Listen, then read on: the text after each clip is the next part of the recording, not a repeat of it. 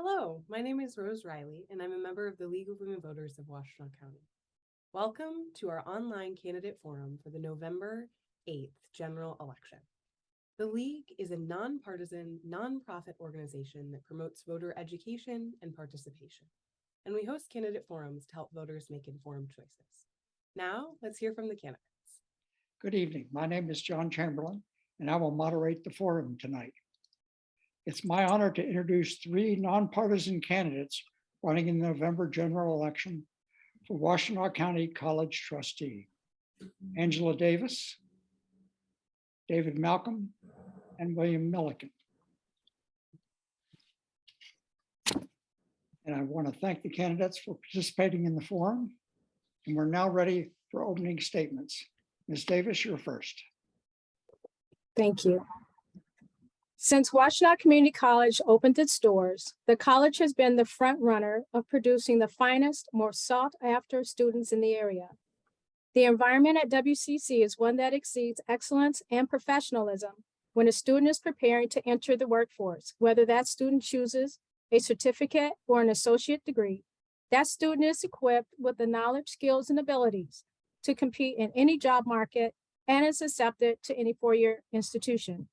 When elected in 2016, I established and maintained the position of remaining focused on the student's success through their educational journey by way of curriculums that are current to today's job market. I love Washtenaw Community College, and I love how the college is respected by all the Ann Arbor residents and Washtenaw County as a whole. Thank you. Now, Mr. Malcolm, may we have your opening statement? Thank you for allowing me to sit before you and answer any questions you may have for me this evening. My name is David Malcolm. I'm a longtime Ann Arbor resident. I began taking classes at Washtenaw Community College as early as 1990. I came back in 1999 and began my studies, fell in love with Washtenaw Community College, became an employee in 2001, and currently I am still employed by Washtenaw Community College. I completed a degree, multiple certificates at Washtenaw Community College. My wife is an alum. All my kids have taken classes at WCC. And as a 21-year employee, I am coming to you all in a little different way than my opponents here. I see a lot of things at WCC that I do not like, the path that the college is taking. And I am not a politician. I don't like politics, but I do love Washtenaw Community College.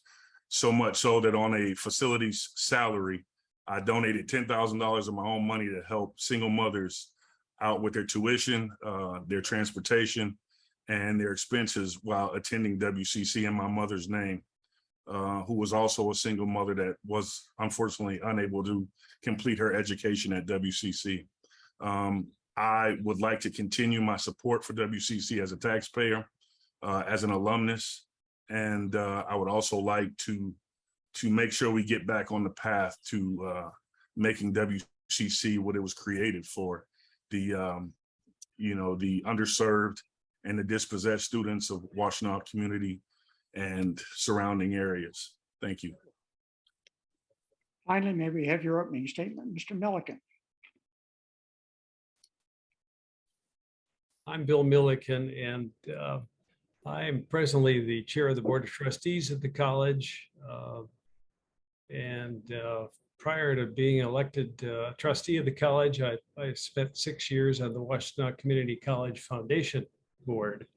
So I've had a good view of the college from a lot of different vantage points. Been active in the community and in Washtenaw County since I have lived here. I was president of the Michigan Realtors. I chaired the board of the Ann Arbor Chamber of Commerce. Okay, we're now ready for the questions. We'll start with Mr. Malcolm for the first question, having to do with remedial courses. WCC has recently joined a national trend to cut back on non-credit remedial courses designed to prepare students for credit-bearing coursework. How does this decision affect the quality of education offered at WCC? I think it affects the quality of education drastically because a lot of people in the community need those remedial courses to move forward in life. And that's what WCC was created for those non-traditional students that can't go to four-year colleges, to come to WCC to prepare them to move forward with their education. And I think that I would definitely support bringing those courses back. Okay, thank you. Next, Mr. Milliken. Well, we've got this year about 18,000 students at the college that are enrolled in various levels of coursework. And we're the single largest number of transfers going to the University of Michigan. And 30% of the enrollees at Eastern Michigan University come from Washtenaw Community College. So there's a lot of diversity there. There's a lot of demand for our students, and I think that we're doing well. Thank you. And Ms. Davis. Yes, remedial courses are one of the most important set of classes that have to be taken because a number of the students that come into Washtenaw Community College are below reading level, math level for their grade. And so, but in the past, we have had them partnered with the literacy organization to bring them up to level where they can compete in other higher grade courses, the English, the math, and the science. I don't believe that WCC will alter that model. It has worked successfully for us and as well as for the students for their ongoing educational success. Okay, thank you. The next question is on ratings for colleges. The Integrated Post-Secondary Education Data System, National Center for Educational Statistics, uses a variety of metrics to rate colleges, including graduation rates, transfer rates, employment rates for alumni, and student surveys. Are these valid metrics, and what is the appropriate balance among them? We'll begin with Mr. Milliken. Well,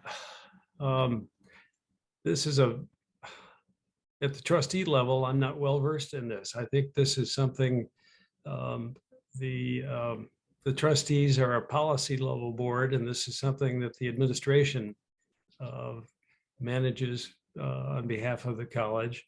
And I'd have to defer to them and their thinking on this. Okay. And Ms. Davis.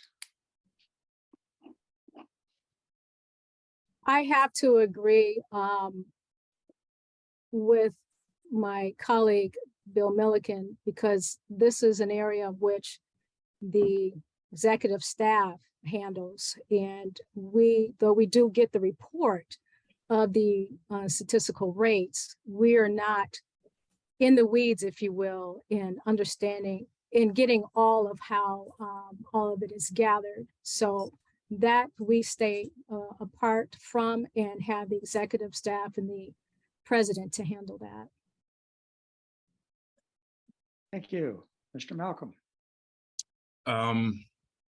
Like my opponents as well, I don't really know much about the matrix that are used to rate the college. I have been around them for the past 21 years, and I hear things and see things, but I don't know much about them as well. And I agree that as policy setters, the administration should take care of those, and that I'm aware of other matrix systems that are used that could adversely affect students by way of quality of work life and stuff like that, but not to measure the resources that we're given out to the students as far as their education and whatnot. Okay, thank you. The next question has to do with budget priorities. WCC has many missions, including preparation for four-year colleges, skill-specific certifications, and non-degree life enhancement courses. How should the WCC board prioritize among these missions in the college's budget? And we will begin with Ms. Davis. If you don't mind, Mr. Chamberlain, would you please repeat that? Just so that I get everything that you asked.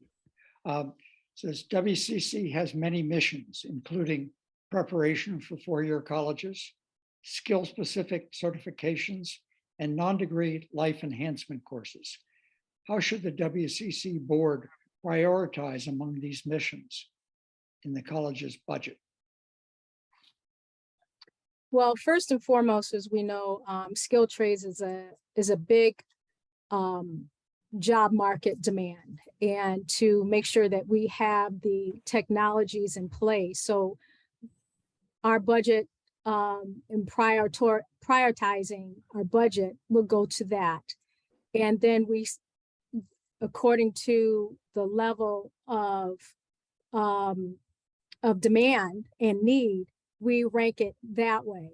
Though they're all number one place, but we have to make sure that our students are given the skills and the knowledge to make it into the job market. And then the life enhancing courses isn't intermingled in with that. Thank you. Mr. Malcolm? I believe that the skill-specific training is first and foremost. Again, Washtenaw Community College was put in place to help those in need in our community get a better education to prepare them for the workforce, and to follow the four-year education, definitely to help people move forward in their education and get a better education, and everything else after that shall follow. I'm definitely I have a skills trade background, so I'm all for making sure that those that aren't really wanting to go on to four-year colleges get the training that they need so they can provide and take care of their families and be productive citizens. Thank you. Mr. Milliken? Well, high school enrollments are declining. College enrollments are going to be declining.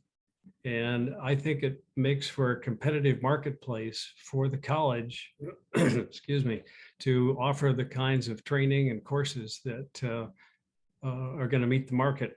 The auto cybersecurity program that we just introduced at Washtenaw Community College is the sign of the times. The EV vehicle programs, the American Center for Mobility at Willow Run. These are things that are timely, that students are responding to, and the college is pretty proud to have out there and available for inquiring minds. Okay, thank you. The next question is on the achievement gap. According to WCC's website, the current timely graduation rate for full-time African-American and Hispanic students is 11%, compared to 31% for white students. What additional steps should Washtenaw Community College be taking to address these gaps, and how can these steps be paid for? And we will begin with Mr. Malcolm. First and foremost, I believe the college needs to start by hiring a more diverse faculty, African-American faculty, Latino faculty, women faculty. I believe that they need to diversify their faculty a little better than it has. When I first started working at Washtenaw Community College, I saw a college that was made up of the community, people that I knew, people that I could reach out and touch. There's been a mass exodus of employees at the college in the last few years. I won't even say few years, I'll say 10 years. And they need to get back to hiring people that are from the community and look like the community, and offering a curriculum that is suitable to help those students learn and mend that achievement gap. Okay, thank you.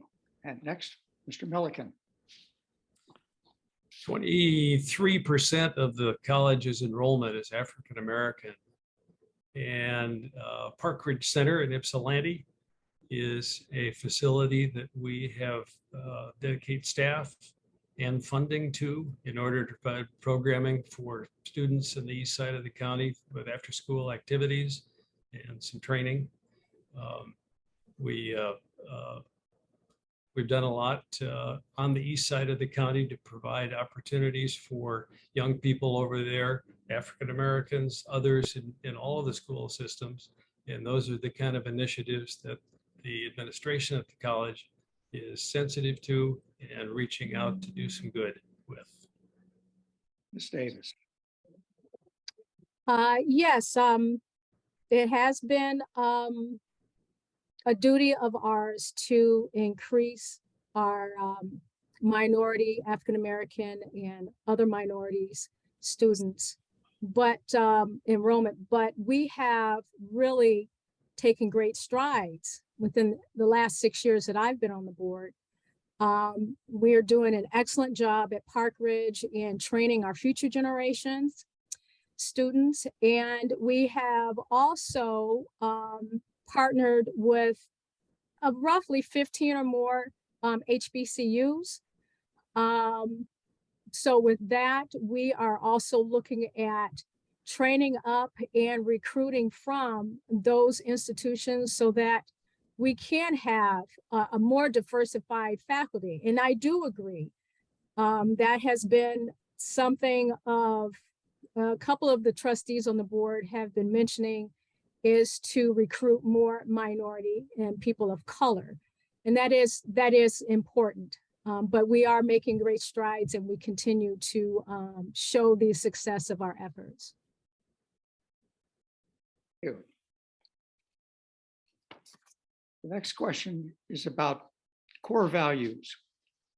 Please give us a story of how you made a difficult personal or professional decision because of a core value that you hold.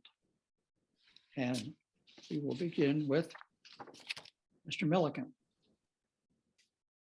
I've been a supporter for and an advocate of the city of Detroit.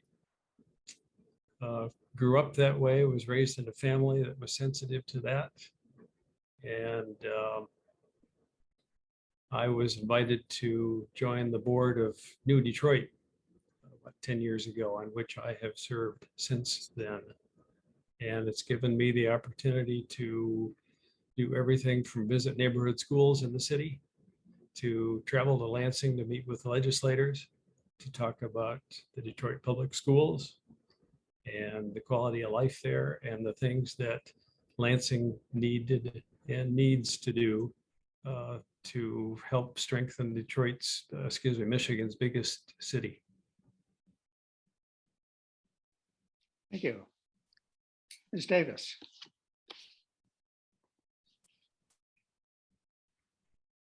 Well, I've always been a big advocate of education. And though it was kind of late in life, was younger, didn't think much about school and such, but as I got older and I saw the importance of it, of course, we all know it's important, but in the aspect of being a contributing member of society. And I had, before I'd got on the board and ran in 2016, I had always been a champion of reading. And when I was living in Houston, Texas, before I relocated back to Ann Arbor, I was a member of the Houston Literacy Organization. And I was a personal tutor to a number of residents there, young teenagers, which I wanted to focus on. And since moving back home, even though I'm not with the Washtenaw Literacy Organization anymore, but I still carry that sense of value and passion to every young child that I meet, teenager, and even an adult who have come in from a different background, town, country, and they need English as a second language. I've we've directed them to Washtenaw literacy, and also encouraged them to attend WCC for the skills that they would need to upgrade their educational journey. Mr. Malcolm. Well, I was raised by two very stern grandfathers from the South, and I was raised to be a man, you know, get a job, take care of your family, give back to your community, and fight for what you believe in. And I mentor at-risk youth throughout our city. I'm a product of the Roberto Clemente Student Development Center, who under Joseph Doolin, I learned a lot about being a man. So I try and help out where I can there. I volunteer for the Special Olympics at every opportunity, the Pulmonary Heart Association, and I do a lot of work for the Reinhardt Charitable Association. So giving back is what I like to do, and I do it as often as I can. Thank you. Okay, well, now turn to the last question. And it is about public-private partnerships. WCC recently partnered with Amazon Incorporated to offer free tuition to Amazon employees. It has also partnered with Michigan Works Southeast to offer IT boot camps to increase the number of qualified graduates for in-demand jobs in the region. What makes for an effective partnership between employers and community organizations and Washtenaw Community College? Ms. Davis, you're first. Well, everyone being on the same board, the mindset of progressing in the right direction, increasing the footprint in the community. All of these elements here are essential in having an excellent partnership. Along the way, there may be some discord, but at the end of the day, there is an opportunity to grow and to seek a better way of doing things. And a lot of times you have to reach out and embrace what is not normal, and in order to move ahead for the betterment of all. Thank you. Mr. Malcolm. I'll just say that all partnerships should benefit the greater part of all of us. And, you know, if it's helping our community and helping people get better jobs and being able to live and make a living wage, then I'm for it. Okay. And finally, Mr. Milliken. Well, at the basis of all those relationships is parties seeking a win-win, and both for Washtenaw Community College and for the partner party. I attended the Detroit Regional Chamber Policy Conference on Mackinac Island in June, and Marathon Oil Company met their chief executive up there, talked about Washtenaw Community College. He talked about how badly he needed qualified personnel and was having a difficult time finding them. We've since got a dialogue going with Marathon Oil in Detroit to see how we at the college can work with them to provide the kind of people that they want. I know another automotive repair facility in Ann Arbor that was desperate for trained employees. And we've got a dialogue going with that employer now too, seeing how we can help meet their needs. We get a chance to imbue some students with some skills, and the employers, the partners that we strike a relationship with always come out the better for it. We're happy for that. We're now time for closing statements of up to 90 seconds. And we'll begin with Ms. Davis. Thank you. Well, I'm running again for the second term for board trustee at Washtenaw Community College because I believe and still believe the committed successes that WCC has achieved these past 6 years while on the board. If I keep my seat at the table, my position remains focused in keeping tuition affordable and be an advocate for women and apply for non-traditional skilled labor vocations and be a champion for apprenticeship programs and STEM medical science careers. I ask for your vote on November 8th to vote for me, Angela Davis. Thank you. Thank you. Mr. Malcolm. Again, I'll say that as an employee at Washtenaw Community College for 21 years, I don't like the things that I'm seeing going on at the college. I'm not a politician. I really do not like politics, but after talking to people within the college, talking to my family and people within the community, I was asked to step up and represent those that aren't being heard. And I totally stand to do that. And I want the best for Washtenaw Community College. I want the best for the taxpayers and the students. And I will do everything in my power, if elected, to make sure students and taxpayers are first, and that the faculty and staff and those that provide the great services that they do are listened to and heard and worked with to keep Washtenaw the great institution that it is. Thank you. And Mr. Milliken. Thank you.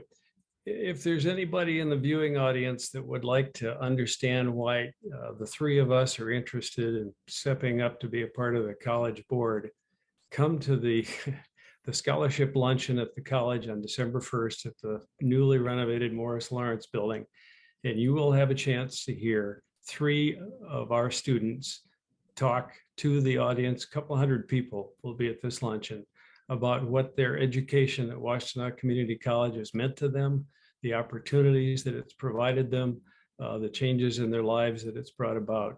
It'll tear at your heartstrings, and it really is the crux of why we do the work that we do when we pull up at the board table at the college.